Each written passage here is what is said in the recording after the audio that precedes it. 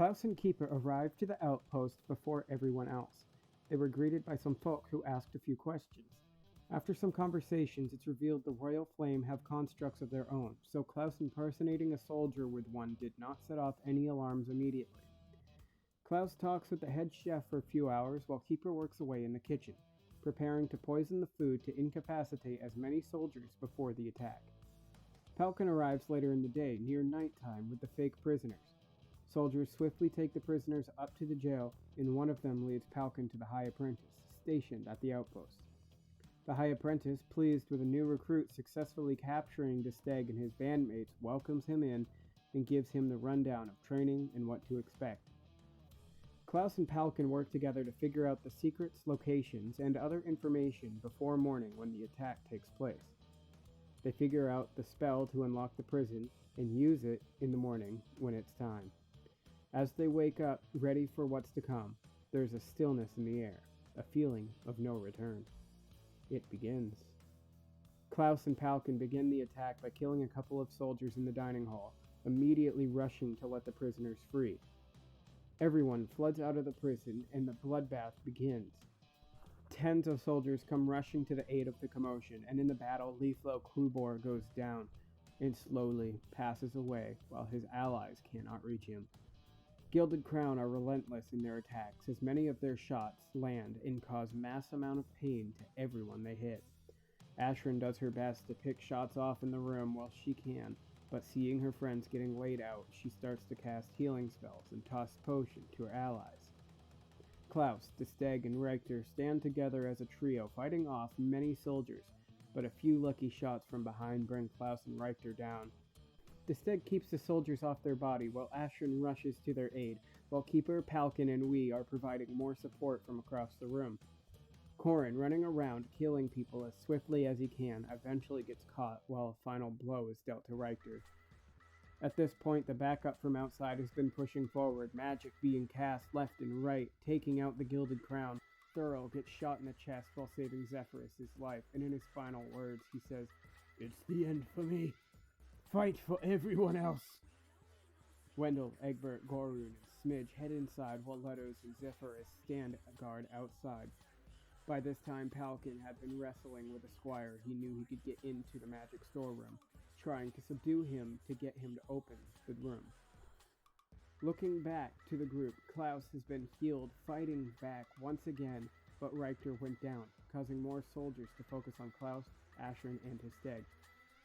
This causes Klaus to go down one final time, Ashrin soon following, as well as the final blow being dealt to Keeper, who tried to get an upper hand on a Gilded Crown soldier. Wee turns invisible to try and find more support. As this happens, Wendell shows up through the kitchen doors, shooting some arrows from cover while he assesses the situation. He sees Corin go down and he rushes to his aid, but notices 3 other allies down, Desteg looking bad, and Ashrin overwhelmed. Gorun, not far behind Wendell, rushes in, sees Falcon on the ground wrestling a squire, and together they work together to bring him downstairs. Smidge and Egbert flank the Royal Flame and Gilded Crown, causing the perfect turn of tides right as Ashrin goes down. They did it. They cleared the soldiers. Assessing the damages and healing those who could be, they realize who they've lost. Keeper, Corin, Klaus, Richter, Leaflo, and Thurl. Desteg takes Smidge and Wendell downstairs to assess the current situation there. But first we see what Falcon and Gorun uncovered.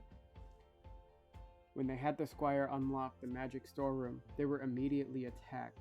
Gorun, low on health, went down immediately, and Falcon, trying to put up a fight, went down with ease for these constructs they uncovered. The constructs were very different, but similar to Keeper. Standing over 6.5 feet tall, with glowing red eyes, they were set out on a mission. Capture the revolutionists and bring them to their boss. The constructs tie up Falcon and Gorun, and patiently wait in the hallway with them on the ground. This is when Desteg gets there and immediately alerts the group. Everyone rushes down to the same site, the constructs with Falcon and Gorun tied on the ground. The constructs state the following: "This is the end. This is your only chance to live. Surrender now, or die." Wendell, not liking what he heard, cast Frostbite, and without hesitation, the construct kills Gorun, stabbing him in the back of the head. This triggers Desteg to admit defeat and surrender before anyone else dies, and he gets dragged out of the building. The others follow suit. Outside, there are dozens of Gilded Crown soldiers surrounding the building, and one man in shining armor in the lead. All these soldiers have easily taken out Zephyrus and Letos. Their bodies, lifeless, lie on the ground. The man in armor looks forward and he states, "This is the end for you, Desteg. You've done a lot, caused a lot of trouble, and this is where your story ends. I will ensure you're never seen from or heard of ever again. You failed to realize we could possibly have spies of our own. It is truly a shame what happened to Keeper. A loss of property that expensive is truly heartbreaking. But now it's your turn to vanish." He motioned to the pilgrims behind him, and they begin opening portals, one of which he tosses Desteg into. The other he tells the remainder of the group to enter. Egbert, refusing, attempts to cast one final fire spell on the man in armor, but is quickly barraged with crossbow bolts.